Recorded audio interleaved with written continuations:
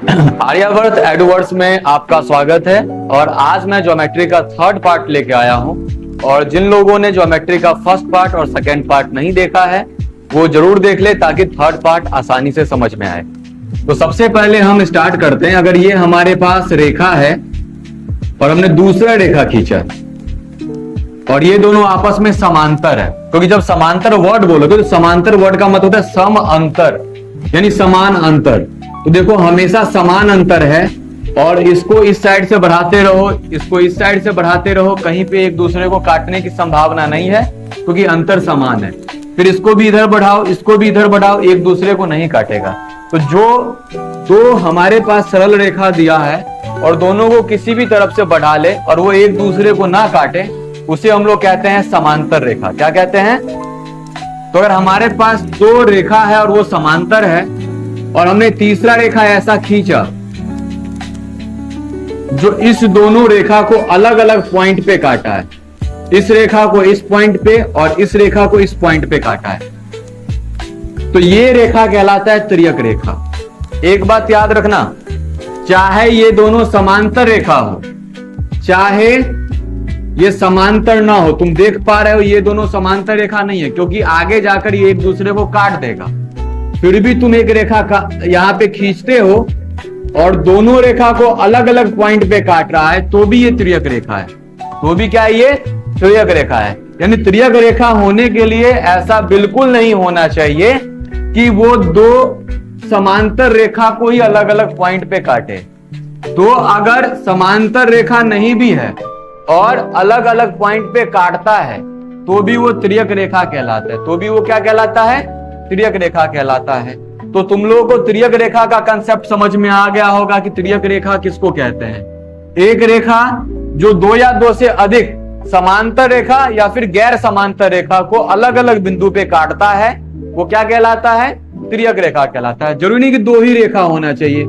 यहां पे हम अगर तीन रेखा लेंगे, तीनों समांतर है या समांतर नहीं भी है, और उसको एक रेखा आके प्रतिच्छेद कर रहा है अलग अलग बिंदु पे, देखो इसको इस पॉइंट पे, इसको इस पॉइंट पे, इसको इस पॉइंट पे, तो ये रेखा क्या कहलाएगा बताओ?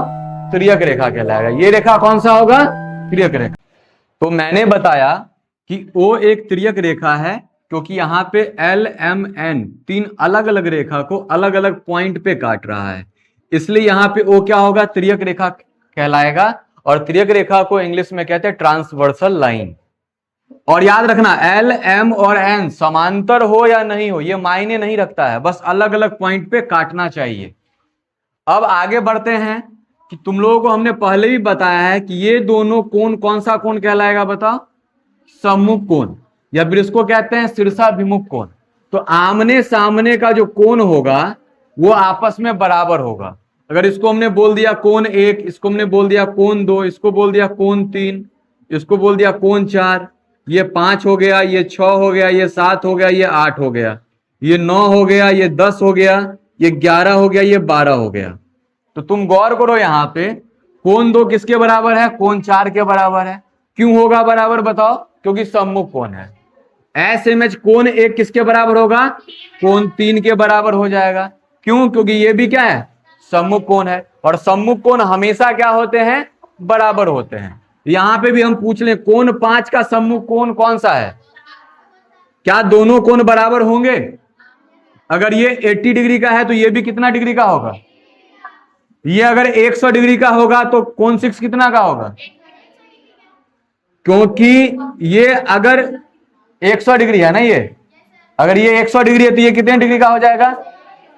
क्योंकि सम्मुख कोण हमेशा ही बराबर होते हैं। और ये मैंने पहले भी तुम लोगों को बता दिया है।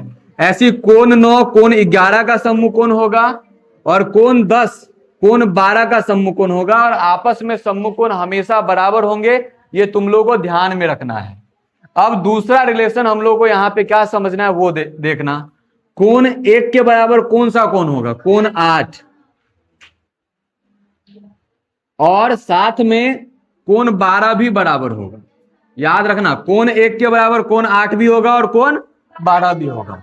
क्यों? क्योंकि L, M और N समांतर है, इसलिए। अगर समांतर नहीं होता तो कोण 1, कोण 8 और कोण 12 बराबर नहीं होता।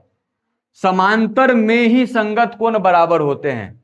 संगत कोण का सीधा सा मतलब समझो कि ये एक रेखा है तो उसके ऊपर ट्रांसवर्सल के बायां साइड बन रहा है, यानी ये जो तिर्यक रेखा है उसके बायां साइड बन रहा है।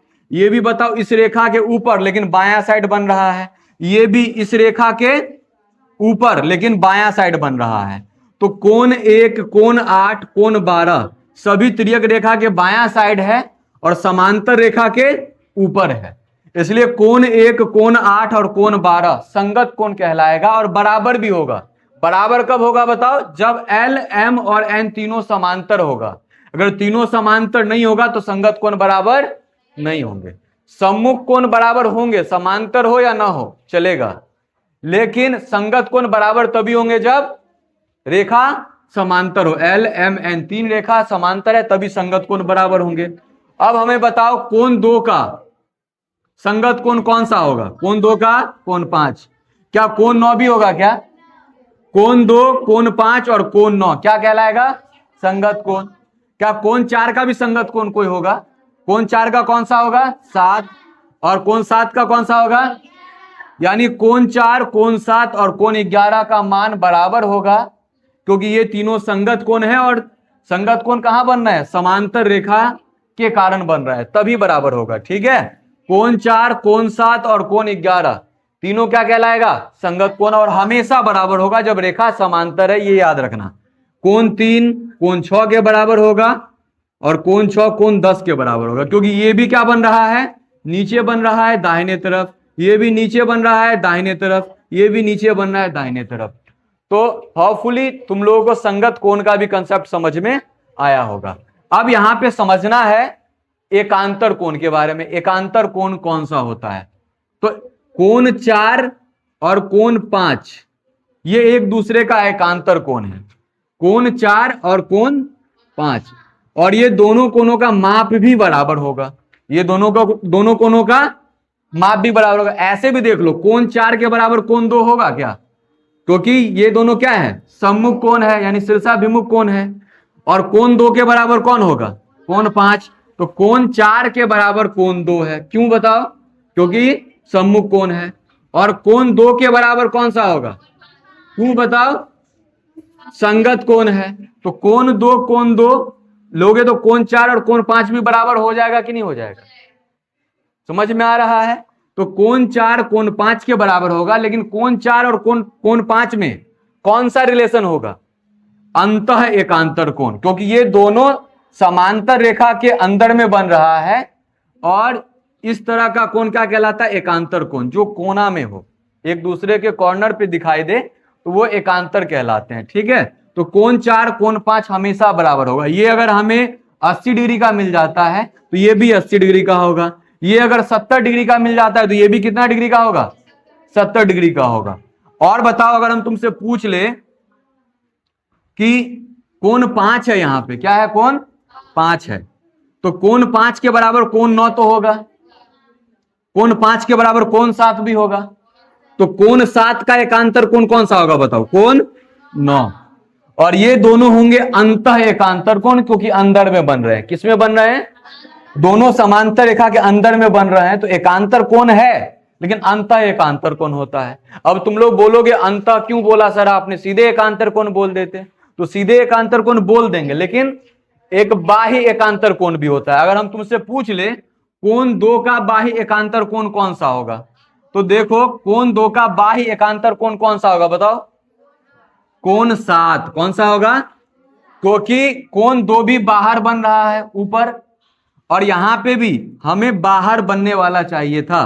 तो कोण 2 का एकांतर कोण कौन सा होगा? कोण 7। लेकिन ये होगा बाह्य एकांतर कोण। कौन सा होगा? और वैसे भी देखो, कोण 2 कोण 7 को बराबर करके देखो। एक बार बताओ, कोण 2 के बराबर कौन होगा? कोण 4। और कोण 4 का संगत कोण कौन सा है? कोण 7।